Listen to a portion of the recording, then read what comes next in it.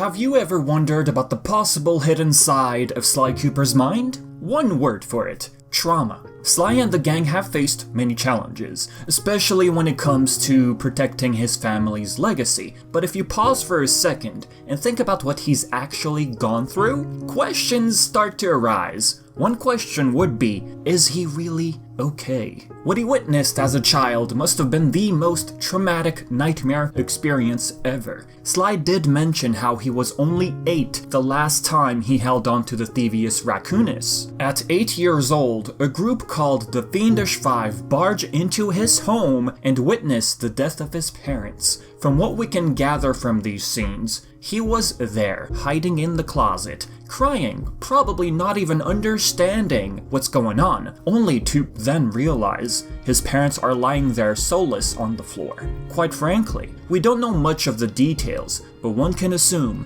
what Sly witnessed was tragic enough to possibly traumatize him.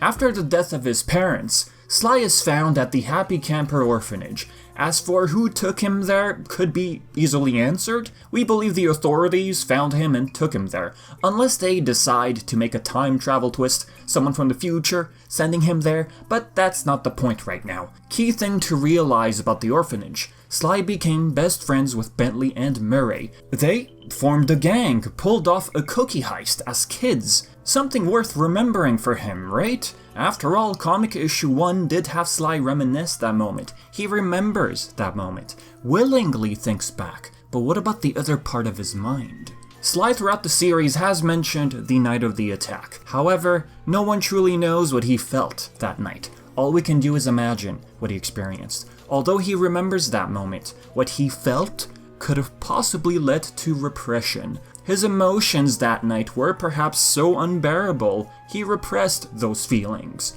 That night must have been the worst nightmare of his life, enough to cause his mind to repress his emotions. The thing with repressed memories or feelings, it only takes one trigger to unlock it. His past feelings could have been locked away unconsciously. No one really knows about the exact mechanism which led to repression. Maybe it was distraction, building lifelong friends at the orphanage. We don't really know the exact psychological reasoning behind such case. One could argue and say it's suppression instead of repression. These are two distinct psychological terms. The former would have Sly consciously not wanting to remember the feelings he experienced during the night of the attack. Although he revisits memories of that night, he perhaps willingly tries to not remember the emotions attached to it. Whichever case it may be, would Sly Cooper ever come across something or someone wanting to purposely trigger his past emotions? Would unlocking his memories lead to his own worst enemy? Speaking of enemy, there's a couple scenes I'd like to bring up. During our encounter with Contessa, she mentions something about Sly's father, albeit indirectly. No way. You think I'm crazy? Actually, on second thought, don't answer that. I really don't want your professional opinion. Not crazy, just stupid. You're an ignorant child playing dress-up in his father's legacy.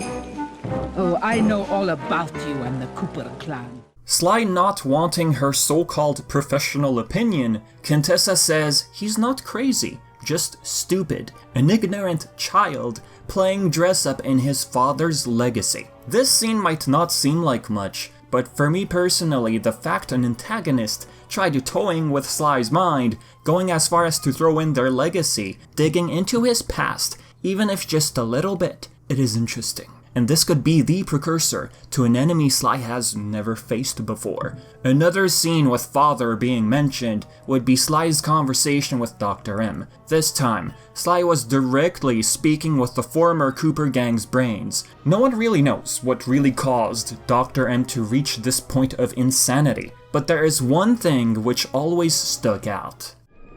You've got some moxie, Sly. I'll give you that. I don't know what went down between you and my father, but I'm telling you, it's not the same with me and Bentley. You might be right. He risked his life to defend you. I'd do the same for him. Funny, your father was never such a good friend.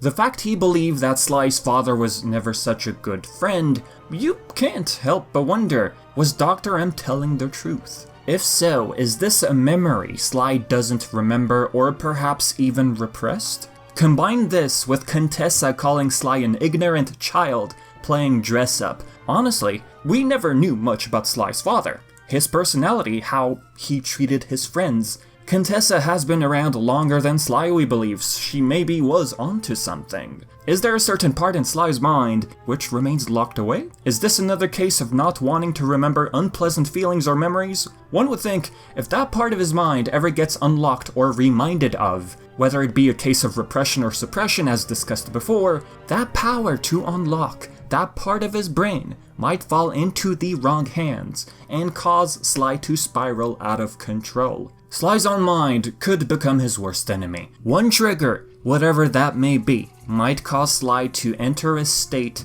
we've never witnessed before, an emotional, very broken side of him. Whether this is a case of Sly consciously or unconsciously blocking that part of his mind, someone might try to toy with it, digging their claws so deep into his mind, he'll have trouble trying to escape. Think of a psychological type of villain, not a hypno-power type of villain we've already had in the series, someone who just breaks into Sly's state of mind, reaching deep into his past. The strength of Sly's mind would be challenged here. It could cause a chain reaction of emotions, leading Sly to completely break down, or even cause him to panic. Although Sly will try his best to stop this villain, whoever that may be, those feelings during the encounter might linger, leading to possible self-doubt afterwards. Like mentioned before, something could also trigger Sly to break down, not necessarily someone. Could be a location, could be time traveling to the wrong place at the wrong time. All in all, Sly's psychology could pave the way